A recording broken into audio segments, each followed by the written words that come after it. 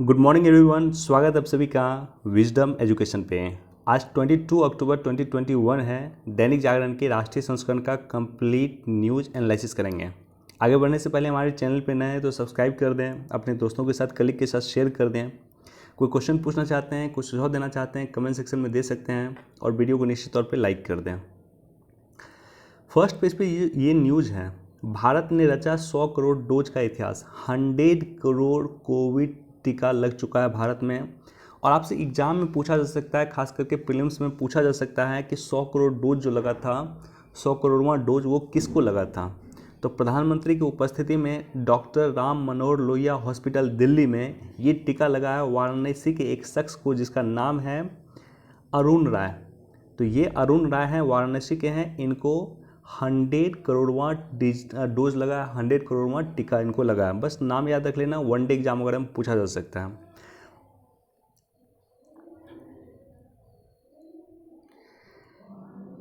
गरीबों के आरक्षण में 8 लाख वार्षिक आय की सीमा का क्या आधार। देखो, ईडब्ल्यूएस का जो रिजर्वेशन दिया गया है, इस रिजर्वेशन को लेकर के सर्वोच्च न्यायालय ने केंद्र सरकार को पूछी है कि अगर आपने 8 लाख रुपए की आय की सीमा रखी है, यानी 8 लाख से कम जिसकी आय होगी उनको ईडब्ल्यूएस का आरक्षण मिलेगा, तो आखिर ये सीमा का आधार आपने किस आधार पे तय किया, ये सीमा को तय किस आधार पे किया, क्या आपके पास मापदंड रहा।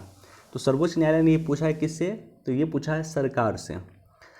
अब देखो इम्पोर्टेंट क्या है, कुछ संविधान संशोधन आपको निश्चित तौर पर याद रखना चाहिए। सबसे पहले 99th संविधान संशोधन, राष्ट्रीय न्यायिक नियुक्ति आयोग का प्रोविजन किया गया था 99 संविधान संशोधन के द्वारा। NJAC का प्रोविजन किया गया था, जिसे राष्ट्रीय न्यायिक नियुक्ति आयोग कहते हैं, जिसे सर्वोच्च न्यायालय ने नल एंड वाइड कर दिया था, जिसे निरस्त कर दिया था सर्वोच्च न्यायालय ने।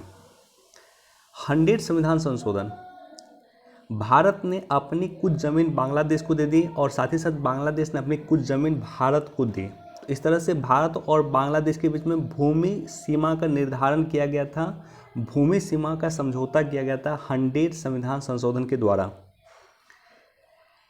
101 संविधान संशोधन, जीएसटी का प्रोविजन किया गया था 101 संविधान संशोधन के द्वारा।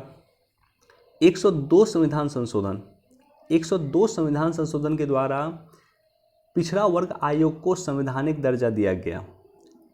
103 संविधान संशोधन के द्वारा ईडब्ल्यूएस को आरक्षण दिया गया। जो ये न्यूज़ संबंधित है, ईडब्ल्यूएस का आरक्षण वो 103 संविधान संशोधन के द्वारा दिया गया। 104 संविधान संशोधन, 104 संविधान संशोधन एंग्लो इंडियन के प्रोविजन को समाप्त करता है लोकसभा में और विधानसभा में। और 105वां संविधान संशोधन भी इधर हाल में ही पारित हुआ है। 105वां संविधान संशोधन किससे संबंधित है, तो बेसिकली यह संबंधित है राज्य सरकार अपने यहाँ बैकवर्ड क्लास के या पिछड़े वर्ग का निर्धारण राज्य सरकार खुद कर सकते, इसको लेकर के 105वां संविधान संशोधन पारित किया गया था। तो कुछ संविधान संशोधन याद रखना। अनिश्चित काल तक नहीं रोक सकते सड़क। देखो, देश में जिस तरह से आंदोलन चल रहा है, पहले भी हमने देखा है कि सीए को लेकर के प्रोटेस्ट हुआ था, एनआरसी को लेकर के प्रोटेस्ट हुआ था, और उस समय में भी काफ़ी लंबे समय तक सड़क को बाधित किया गया। वर्तमान में किसान का मूवमेंट चल रहा है, तो किसान के मूवमेंट को भी लेकर के आप देखोगे तो कई महीनों से लगातार सड़क को बाधित किया जा रहा है। तो इसको लेकर के सर्वोच्च न्यायालय ने टिप्पणी की है। हालांकि सर्वोच्च न्यायालय ने ऐसी टिप्पणी पहले भी किया था कि आप अनिश्चित काल सड़क नहीं रोक सकते हैं, आपको धरने का अधिकार है, प्रदर्शन का अधिकार है, सरकार के विरुद्ध आप प्रदर्शन कर सकते हैं, धरना कर सकते हैं, लेकिन एक रोड अनिश्चित काल तक आप नहीं रोक के रख सकते हैं। FATF की निगरानी सूची में बना रहेगा पाकिस्तान। देखो, ये काफ़ी इंपॉर्टेंट है। FATF financial action task force के बारे में कई बार हमने डिस्कस किया है। इसकी 2 सूची होती है, एक ग्रे सूची होती है और एक ब्लैक लिस्ट होता है। Grey list and black list होता है। पाकिस्तान को ग्रे लिस्ट में डाला गया। इस न्यूज़ में हालांकि ये चर्चा नहीं किया गया, लेकिन मैंने सुना है कि टर्की यानी तुर्की को भी FATF की ग्रे लिस्ट में डाल दिया गया है कल।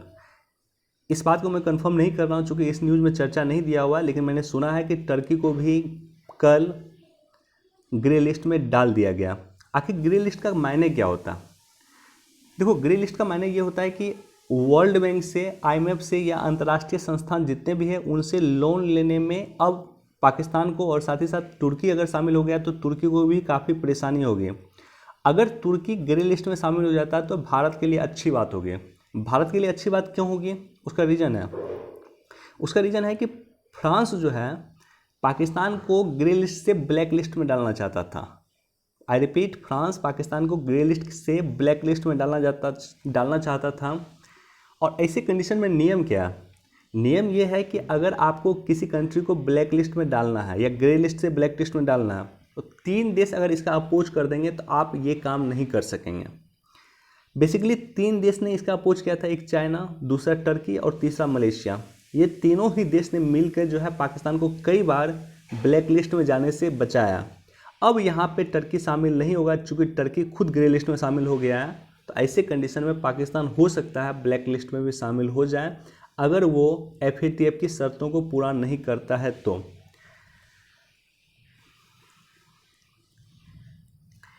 डिजिटल बन के सक्रिय हो जाएंगे सहकारी समिति। सहकारी समिति को लेकर के मैं एक स्पेशल वीडियो बना करके डिस्कस कर दूंगा। इस न्यूज़ को आप लोग पढ़ सकते हैं। और सहकारी समिति इम्पोर्टेंट क्यों है? क्योंकि देश में पहली बार सहकारिता मंत्रालय का गठन किया गया है।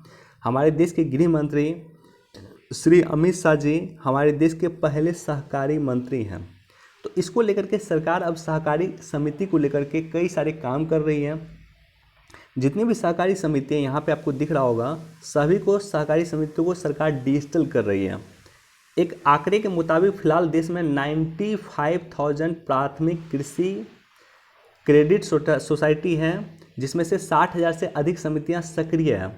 इन सब को सरकार ऑनलाइन करेगी, डिजिटल करेगी। देखो ये कदम जो है अपने आप में काफ़ी बड़ा कदम है और ख़ास करके मुझे लगता है मेंस पर्सपेक्टिव से ये काफ़ी इंपॉर्टेंट है, चाहे UPSC का मेंस हो या स्टेट PCS का मेंस हो। सहकारी समिति पे सरकार क्या काम कर रही है, यह सहकारिता एक हाल फिलहाल में हमने देखा था कि इसको लेकर के एक सम्मेलन का आयोजन किया गया था, अखिल भारतीय सहकारिता सम्मेलन का आयोजन किया गया था। तो चूँकि ये पहली बार इस तरह की घटना हो रही है देश में, पहली बार सहकारिता मंत्रालय का गठन किया गया, पहली बार केंद्रीय स्तर पे सहकारी मंत्री बनाए गए हैं, तो उसको लेकर के ये काफ़ी इम्पोर्टेंट टॉपिक हो जाता है।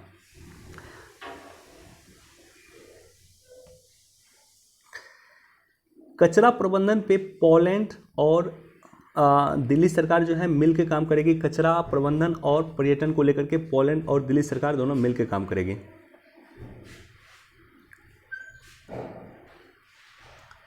अगेन आज का मुझे लगता है सबसे इम्पॉर्टेंट न्यूज़ में से एक यह है कि भारत पहली बार रक्षा उत्पाद निर्यात करने वाले 25 देशों में शामिल। भारत कई वर्षों तक रक्षा का जो आयात करता था, यानी रक्षा का उपकरण अपने यहाँ मंगाता था। कई वर्षों तक भारत पहले स्थान पर रहा। विश्व में सबसे अधिक रक्षा उत्पाद का भारत ने आयात किया।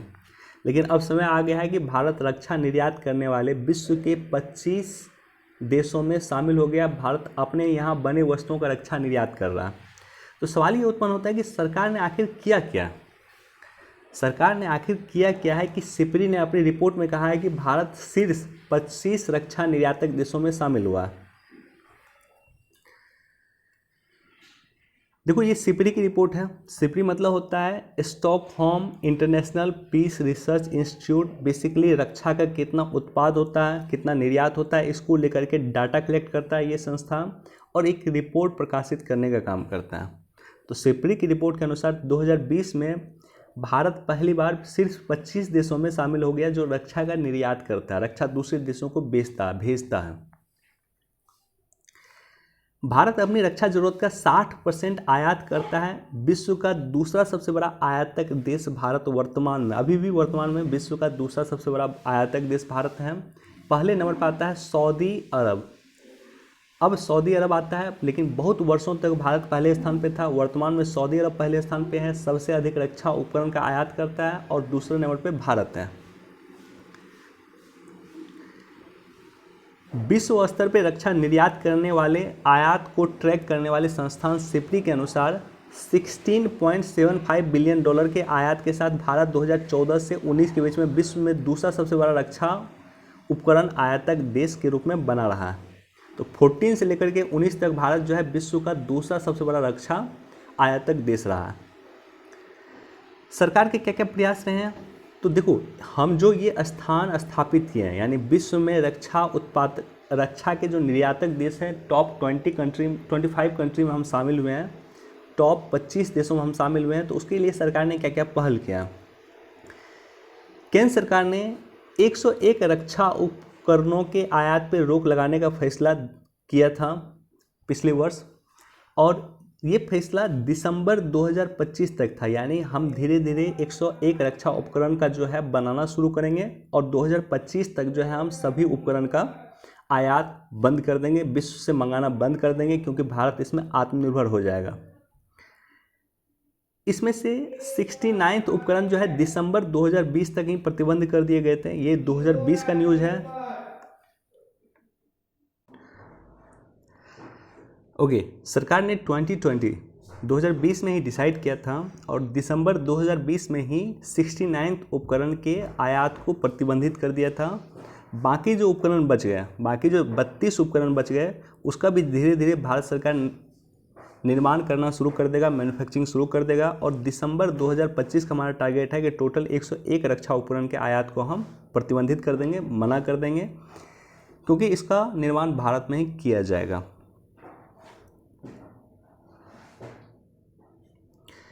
वित्त मंत्री के द्वारा रक्षा सेक्टर को आत्मनिर्भर अभियान के तहत राहत पैकेज के तहत कई सारी घोषणाएं किया गया था। तो हमारे देश में जो आत्मनिर्भर पैकेज आया था, उसके तहत रक्षा सेक्टर के लिए भी कई सारी घोषणा किया गया था।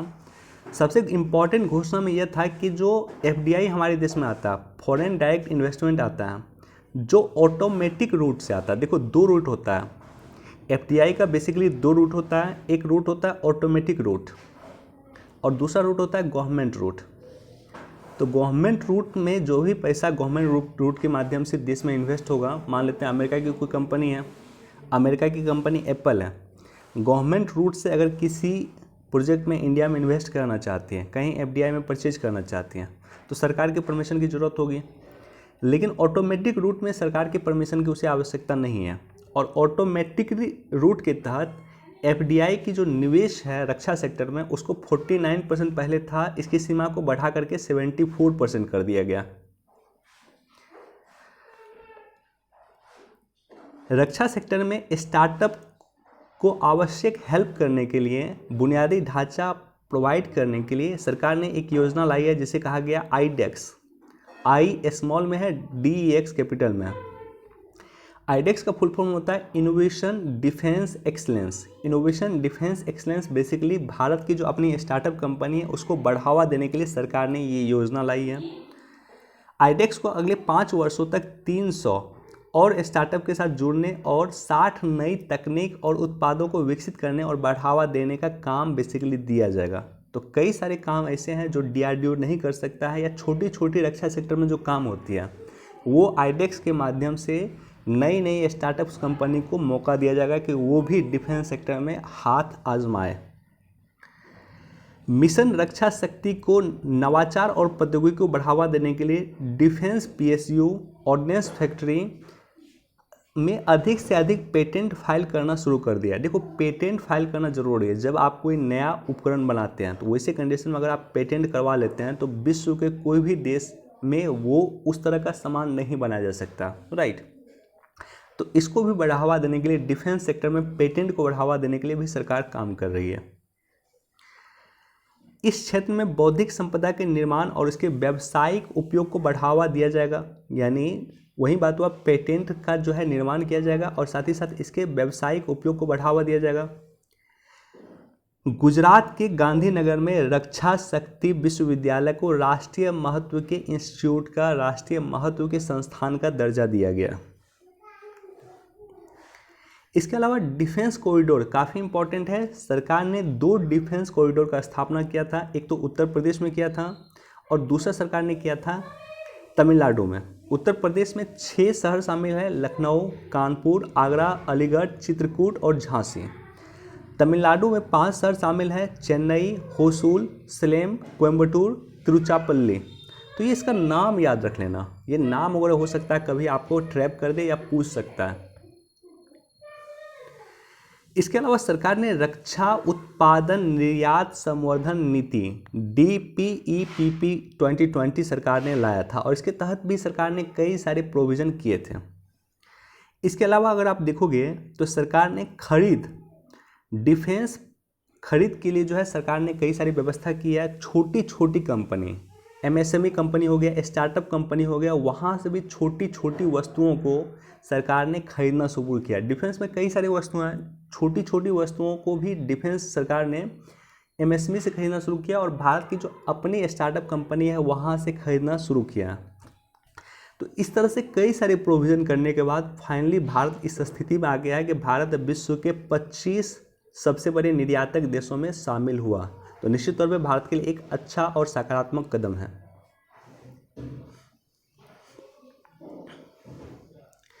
अगेन देखो, ये जो न्यूज़ है, बेलगाम विदेशी चंदा प्राप्त करना कोई मौलिक अधिकार नहीं। चंदा पाना आपका अधिकार है, लेकिन बेलगाम चंदा पाना आपका अधिकार नहीं है। चंदा इंपॉर्टेंट क्यों है? क्योंकि जो विदेश से पैसा आता है, ऐसी भारत की कई सारी खुफिया एजेंसी में ये रिपोर्ट प्रकाशित किया या बताया सरकार को कि विदेश से जो पैसा आता था, जो कई सारे NGO में विदेश से पैसा आता, वो NGO क्या करती थी, उस पैसा का उपयोग जो है सरकार के विरुद्ध काम करने में करती थी। मसलन दिल्ली में जो CAA NRC का विरोध चल रहा था, ऐसा कहा गया है कि उस विरोध में भी जो फंडिंग किया गया था वो विदेश से आने वाले पैसा के माध्यम से किया गया। तो उसके बाद सरकार काफ़ी सख्त हुई और सरकार ने सख्त होने के बाद FCRA एक्ट में संशोधन किया गया। तो क्या होता है FCRA एक्ट और क्या संशोधन किया गया था, डिटेल से डिस्कस करूंगा यहाँ पे। देखो, FCRA 1976 में आया था। FCRA का फुल फॉर्म है विदेशी अंशदान विनियम अधिनियम, foreign contribution regulation act.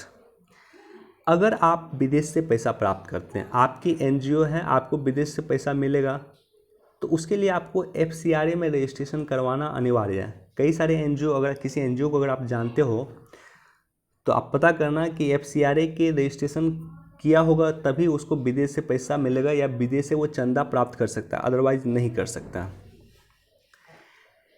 FCRA विदेशी अंशदान को नियंत्रित करने और यह सुनिश्चित करने के लिए कि ऐसे अंशदान सुरक्षा पे प्रतिकूल प्रभाव ना डाले, इसके लिए FCRA की स्थापना किया गया। वर्ष 2010 में और 2020 में विदेशी अंशदान विनियम करने के लिए नए उपायों के पश्चात इसे संशोधित किया गया। 2010 में इसमें संशोधन किया गया था और 2020 में संशोधन किया गया। अब देखो, ये ज़रूरी क्यों है? क्योंकि सरकार निगरानी रखती है कि FCRA के तहत जो विदेश से चंदा होता है, हो सकता है कोई आतंकवादी संगठन देश में किसी NGO के साथ मिलकर के देश में इनस्टेबिलिटी क्रिएट करे, तो इसके लिए उसकी मॉनिटरिंग करनी आवश्यक है। FCRA विदेशी अंशदान करने वाले सभी एसोसिएशन, जितना भी एसोसिएशन है, ग्रुप है, NGO है, सभी पे लागू होता है। ऐसे सभी NGO के लिए FCRA के तहत स्वयं को पंजीकरण कराना अनिवार्य है जो विदेश से चंदा प्राप्त करना चाहते हैं। वर्ष 2015 में गृह मंत्रालय द्वारा अधिसूचित नियमों के तहत NGO को एक शपथ पत्र प्रस्तुत करके ये प्रावधान किया गया, जिसमें यह उल्लेख किया जाना आवश्यक है कि विदेश धन की स्वीकृति करने से भारत की संप्रभुता अखंडता, किसी विदेशी राज्य के साथ मैत्रीपूर्ण संबंध, सांप्रदायिक सद्भावना को प्रतिकूल रूप से प्रभावित न करता। यानी NGO को 2015 में सरकार ने कहा कि अब जो है आप एक शपथ पत्र दीजिए, एक एफिडेविट साइन कीजिए और इस एफिडेविट में आप लिखिए कि आपने जो विदेश से पैसा प्राप्त किया है वो किसी भी रूप से भारत की एकता और अखंडता को प्रभावित न करता है, और साथ ही साथ भारत का जिन देशों के साथ मैत्रीपूर्ण संबंध है, जैसे इजराइल के साथ हमारा मैत्रीपूर्ण संबंध है, तो वैसे संबंधों को ये प्रतिकूल रूप से प्रभावित न करता हो। तो ये NGO को एफिडेविट देना था, शपथ पत्र देना था। 2020 में सरकार ने संशोधन किया। पहला संशोधन सरकार ने किया है कि विदेशी धन प्राप्त करने के लिए एक गैर सरकारी संगठन को गृह मंत्रालय के पास पंजीकरण कराना है। इसे एक विशिष्ट FCRA पंजीकरण संख्या सौंपी जाएगी, जिसे 5 वर्षों पर रिन्यूअल किया जाएगा।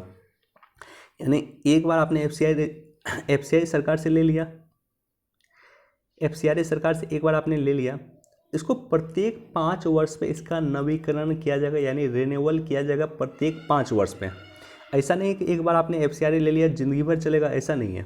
प्रत्येक 5 वर्ष पे सरकार के पास इसे आपको रिन्यूअल करवाना होगा। अब देखो, सबसे इम्पॉर्टेंट जो अमेंडमेंट किया गया था वो यह किया गया था कि प्रशासनिक व्यय पे धनराशि को प्राप्त विदेशी फंड से 50% से घटा के 20% कर दिया गया। होता है क्या, पहले एनजीओ के पास ये नियम था कि आपके पास जो पैसा आएगा, मान लेते हैं 100 करोड़ आएगा, 100 करोड़ रुपया आपको मान लेते हैं कि एनजीओ को विदेश से पैसा मिला, इसका 50% आप प्रशासनिक व्यय में खर्च कर सकते थे और 50% जो है पब्लिक वेलफेयर पे खर्च कर सकते थे। ये प्रोविज़न पहले का। यानी एनजीओ से पैसा मान लेते हैं आपको आया है शिक्षा के काम के लिए, तो 100 करोड़ रुपया आया तो 50 करोड़ रुपया आप शिक्षा के काम के लिए खर्च कर सकते थे और 50 करोड़ जो आपके प्रशासनिक व्यय है, यानी आपका जो ऑफिस आपने लिया है या अपने स्टाफ को जो आप सैलरी दे रहे हैं या अन्य किसी भी काम में आप इन्वेस्ट कर सकते थे जो आपके प्रशासनिक संबंधित होता था। अब होता क्या था कि ये जो 50% पैसा होता था, यानी ये जो मान लो 50 करोड़ रुपया, इस रुपया का ज़्यादातर इस्तेमाल जो करते थे एनजीओ, वो क्या करती थी कि वो करती थी भारत सरकार के विरुद्ध किसी गतिविधि के लिए इसका इस्तेमाल करते थे, राइट, या गलत कामों में इस प्रशासनिक व्यय का इस्तेमाल करती थी। चूँकि ये जो 50% है जो आपको पब्लिक वेलफेयर पे खर्च करना है, तो ये तो खर्च करना ही करना है। 50% रिमेनिंग जो प्रशासनिक व्यय पे आपको खर्च करना, अपने ऑफिस के लिए खर्च करना, अपने स्टाफ के लिए खर्च करना, उसको पैसा को बचा करके कई अन्य चीज़ों के लिए यूज करती थी, जिसमें इलीगल मनी ट्रांसफ़र भी होता था और साथ ही साथ गैर सरकारी गतिविधि भी होता था।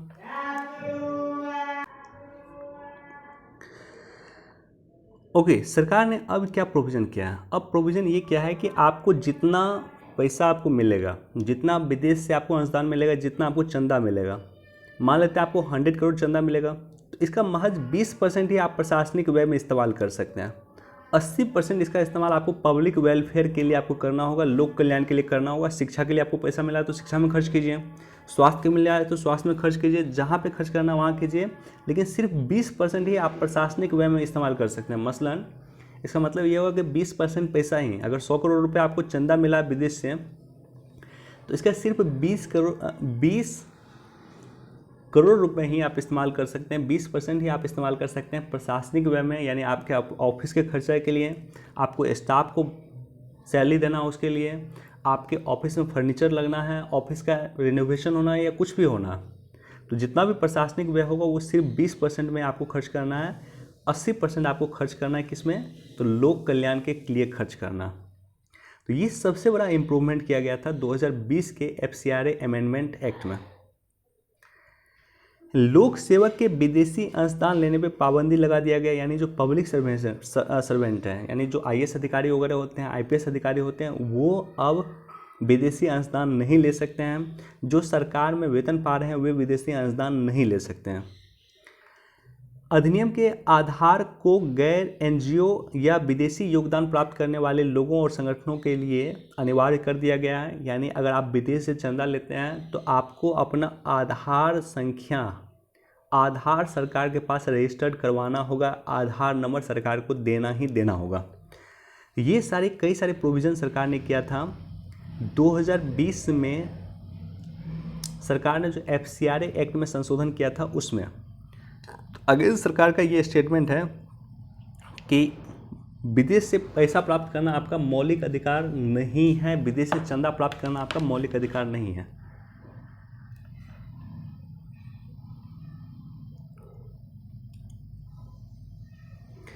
एक बार इसको भी देख सकते हैं, भारत इजराइल संबंध किसी चेहरे की मोहताज नहीं है। निश्चित तौर पे भारत इजराइल के संबंध वर्तमान में सबसे इम्पॉर्टेंट है और सबसे अच्छे दौर से गुजर रहा है।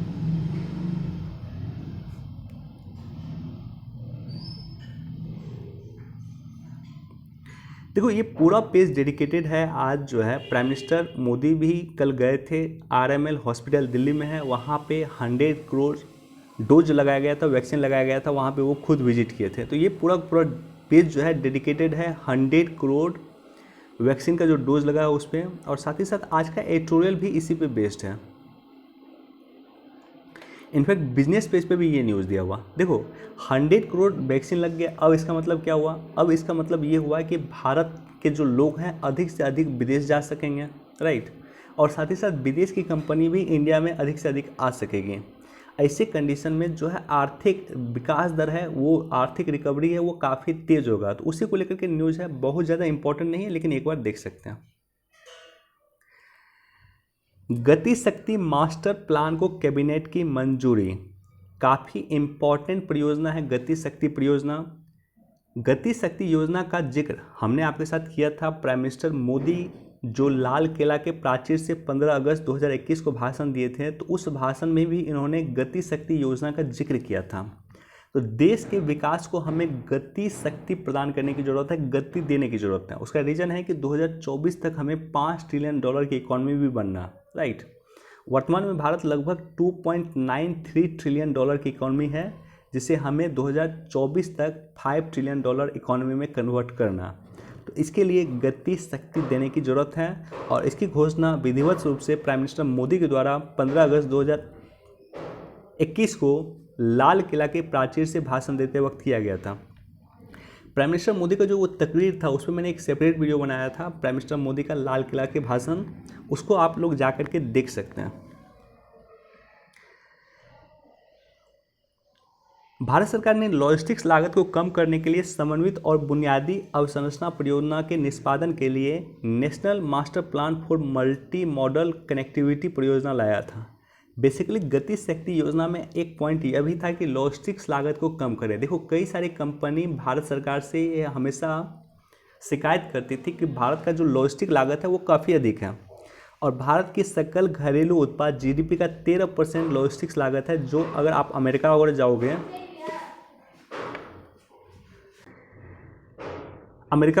आप तो अमेरिका की लॉजिस्टिक्स लागत 4 से 5% है।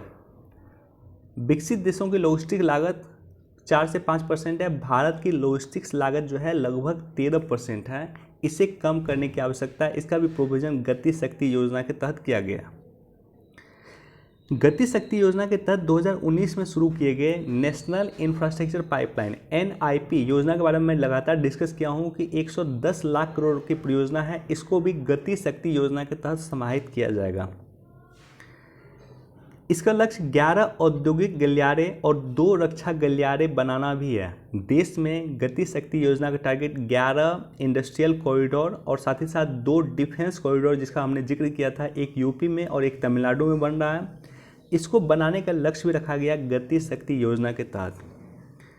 इसके तहत सभी गांव के 4G कनेक्टिविटी का विस्तार किया जाएगा सभी गांव में, और साथ ही साथ गैस पाइपलाइन परियोजना जो 17,000 किलोमीटर जोड़ेगा, यानी गैस लाइन पाइपलाइन परियोजना के माध्यम से भी सभी जिलों को गैस के माध्यम से जोड़ा जाएगा और 4G कनेक्टिविटी से जोड़ा जाएगा प्रधानमंत्री गति शक्ति योजना के तहत। अब देखो, सबसे इम्पोर्टेंट क्या है? सबसे इम्पोर्टेंट है कि एकीकृत दृष्टिकोण। गति शक्ति योजना के तहत 16 मंत्रालय को कोऑर्डिनेट किया गया। ये इम्पोर्टेंट क्यों है? देखो, ये आपको समझना होगा कि भारत में कई सारे जो परियोजना चलती हैं, उस परियोजना का सबसे बड़ा ड्रॉबैक यह होता है कि एक मंत्रालय दूसरे मंत्रालय का सहयोग नहीं करता।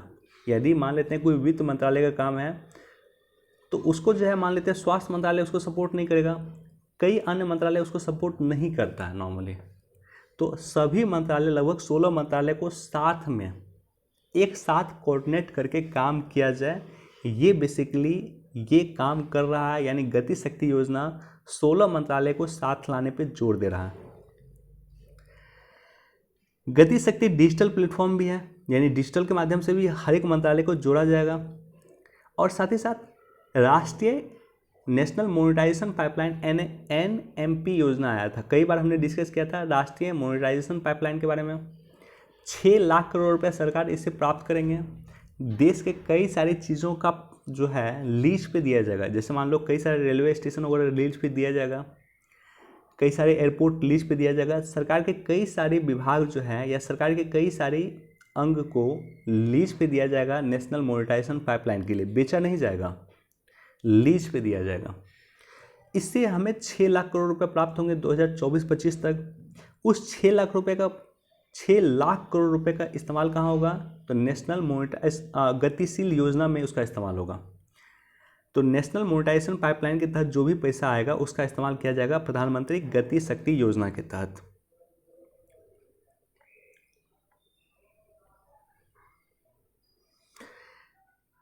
अगेन आज का जो एडिटोरियल है पूरा एडिटोरियल बेस्ड है और ये प्राइम मिनिस्टर मोदी का एडिटोरियल है, तो निश्चित तौर पे इसे पढ़ें।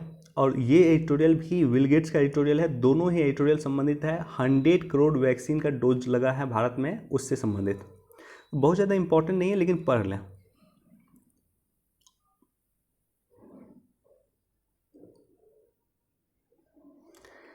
उत्तर कोरिया पे संयुक्त राष्ट्र के पूर्ण प्रतिबंध को लागू करने का आह्वान किया अमेरिका ने किया, और कई सारे यूरोपीय देश ने कहा है कि उत्तर कोरिया जिस तरह से मिसाइल परीक्षण कर रहा है, उत्तर कोरिया विश्व के लिए खतरा हो सकता है, ऐसे कंडीशन में उस पर पूर्ण प्रतिबंध लगना चाहिए।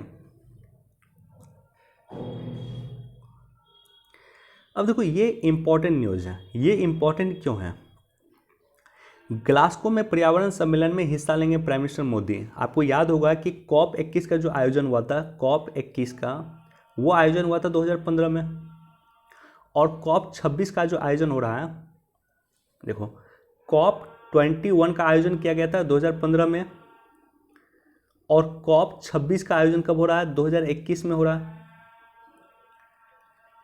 2020 में इसका आयोजन नहीं किया गया था। अब 15 में जो COP21 का आयोजन हुआ था, जिसे पेरिस में इसका आयोजन हुआ था, जिसे पेरिस समझौता कहते हैं, वहाँ पे प्राइम मिनिस्टर मोदी ने भाग लिया था, प्रत्यक्ष तौर पे वहाँ पे उपस्थित थे प्राइम मिनिस्टर मोदी। और मुझे याद है कि उस समय के पर्यावरण मंत्री थे प्रकाश जावड़ेकर, वो भी वहाँ उपस्थित थे। तो प्राइम मिनिस्टर मोदी भी 2015 में उपस्थित थे, चूँकि 2015 एक हिस्टोरिक ईयर था, राइट। हिस्टोरिक घटना हो रही थी, UNFCCC के सम्मेलन में सबसे हिस्टोरिक घटना हुई 2015 में, जिसे हम पेरिस क्लाइमेट चेंज समिट भी कहते हैं या पेरिस समझौता भी कहते हैं। 2021 भी एक हिस्टोरिक घटना होने वाली है, और इसमें प्राइम मिनिस्टर मोदी शिकस्त करेंगे, भाग लेंगे 2026 COP26। हिस्टोरिक घटना क्यों हो रही है COP26 में? क्योंकि 2015 में जो समिट हुआ था, जो पेरिस क्लाइमेट समिट हुआ था, उस समिट में एक बात कही गई थी। वह बात यह थी कि वर्ष 2020 से विकसित देश 2020 से 2020 से विकसित देश विकासशील देशों को 100 अरब डॉलर 100 अरब डॉलर प्रति वर्ष कंपनसेशन देंगे। आई रिपीट, 2015 में पेरिस समझौता में यह तय किया गया था कि 2020 से विकसित देश विकासशील देशों को, भारत जैसे विकासशील देश को, विकसित देश 100 बिलियन डॉलर 100 अरब डॉलर प्रत्येक वर्ष कंपनसेशन देंगे। लेकिन 2020 से ऐसा विकसित देशों ने नहीं किया, विकसित देशों ने विकासशील देश को पैसा नहीं दे रहे हैं। और 2020 में चूँकि सम्मेलन हुआ ही नहीं था, इसलिए बहुत ज़्यादा उसका रिलेवेंट नहीं है। लेकिन 2021 में ये सम्मेलन हो रहा है, इसलिए ये सम्मेलन इम्पॉर्टेंट है, क्योंकि एक बार फिर से चर्चा हो सकती है कि विकसित देश विकासशील देशों को 100 बिलियन डॉलर 100 अरब रुपए देना शुरू करें, राइट।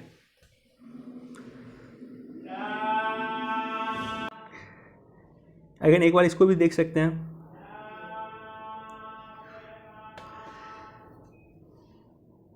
एक बार इसको भी आप लोग देख लेना। चलिए आज हमारे पास इतना ही न्यूज़ था। वीडियो देखने के लिए धन्यवाद। Thank you so much. Please do like, share and subscribe. Thank you.